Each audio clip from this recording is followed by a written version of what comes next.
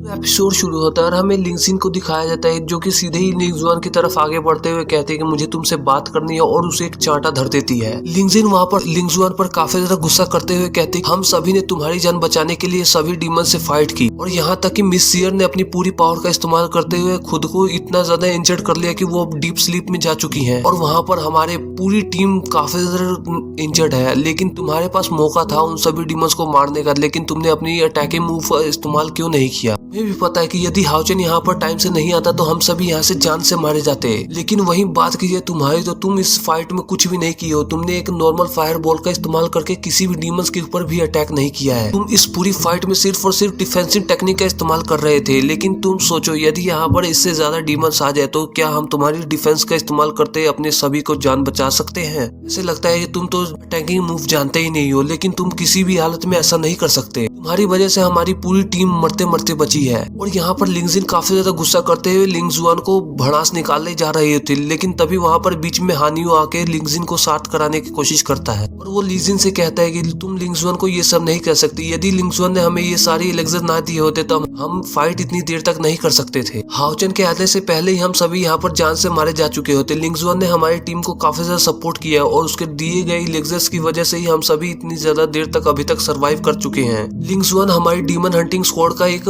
बहुत ही अहम हिस्सा है, तुम इससे इसी तरह से बात नहीं कर सकते। और वहीं पर हमें पीछे चेरी को दिखाया जो कि लिंगजुआन को पूरी तरह से संभालने की कोशिश कर रही होती है और वहीं पर हमें डीमन हंटिंग फोर्स पूरी टीम एकवट हो जाती है और वो लिंगजुआन के खिलाफ हो जाती है और वो सभी एक एक कर आगे बढ़ के कह रहे होते हैं कि तुम्हारा मैजिशियन हम लोगों के ऊपर अटैकिंग मूव का इस्तेमाल क्यों नहीं कर सकता। तुम सभी ने हमसे ये बात छुपाई और वहीं बात की जाए तुम्हारे हीलर की तो वो हमें हील भी नहीं कर सकता। तुम सभी ने हमसे ये बात भी छुपाई है। इतना सब होने के बावजूद भी तुम सभी ने हमारी साथ मांगा और यदि तुम सभी इतना झूठ बोलते रहे तो तुम्हारा साथ आखिरकार देगा कौन। और वहीं पर डीमन हंटिंग फोर का लीडर आगे बढ़ते हुए कहते हैं कि सच में तुम सभी काफी ज्यादा नकारा हो और तुम सभी ने काफी ज्यादा हमसे बात छुपाई है। तुम सभी को इस बात का पूरी तरह से एक्सप्लेनेशन देना ही होगा। मैं भी एक मैजिशियन हूँ, लेकिन इतना सब होने के बावजूद भी मैं डिफेंस और अटैक दोनों ही मूव्स कर सकता हूँ, लेकिन लिंगजुआन क्यों नहीं। तुम सभी को इसका एक अच्छा एक्सप्लेनेशन देना होगा। लेकिन हानियो उन सभी को शांत कराते हुए कहते हैं कि लिंगजुआन की आपस में खुद अपनी मजबूरी है जिसकी वजह से वो सभी को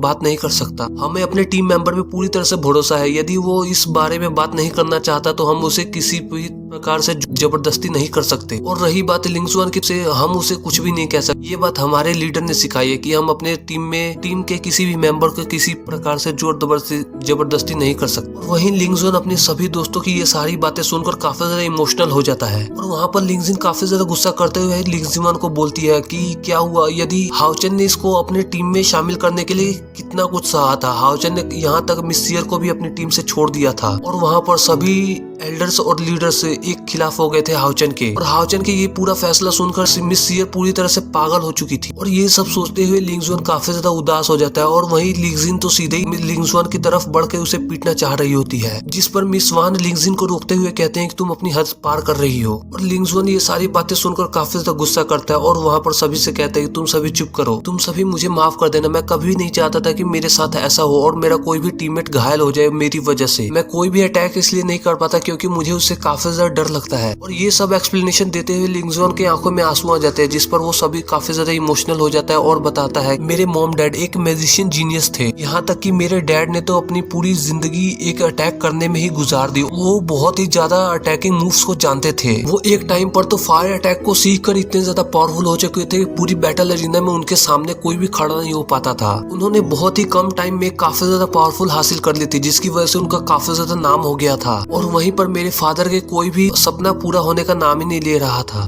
और ऐसा करते हुए वो एक रात अपने रूम में सुप्रीम अटैक का इस्तेमाल कर रहे होते हैं। वहां पर उन्होंने इस अटैक को परफॉर्म करने में एक छोटी सी गलती कर दी, जिसकी वजह से वो इस पावर को काबू नहीं कर पाए। मैं और मेरी मॉम जब तक उन्हें देखने के लिए गए तब तक हम काफी ज्यादा लेट हो चुके थे। वहां पर एक बहुत ही बड़ा फायर एक्सप्लोजन हो गया, जिसकी वजह से मेरी मॉम ने टेलीपोर्टेशन टेक्निक का इस्तेमाल करते हुए मुझे उस टेलीपोर्टेशन टेक्निक से बाहर फेंक दिया और वहां पर वो खुद ही जल गई। और वहां पर सिर्फ और सिर्फ उस एक टेक्निक पूरी मेरी जिंदगी बर्बाद बर्बाद कर दी और मेरे मॉम और डैड को पूरी तरह से छीन लिया। वो रात मेरे लिए काफी ज्यादा डरावनी थी और वो पूरा पैलेस मेरे आंखों के सामने धूल बन गया, जिसे मैं कभी भी नहीं भूल पाऊंगा। और ये सब बताते हुए लिंगजुन वहाँ पर काफी ज्यादा इमोशनल होकर रोना लगता है और उसी अटैकिंग पावर का इस्तेमाल करते हुए मेरे डैड ने हम सभी को खो दिया, जिसकी वजह से मैं ये नहीं चाहता कि मैं उसी अटैकिंग मूव्स का इस्तेमाल करते हुए अपने सभी दोस्तों को खो सकूं। इसलिए मैं अटैकिंग पावर से दूर रहता हूँ, लेकिन इसका मतलब ये नहीं कि मैं अपने दोस्तों की जान नहीं बचा सकता। मैं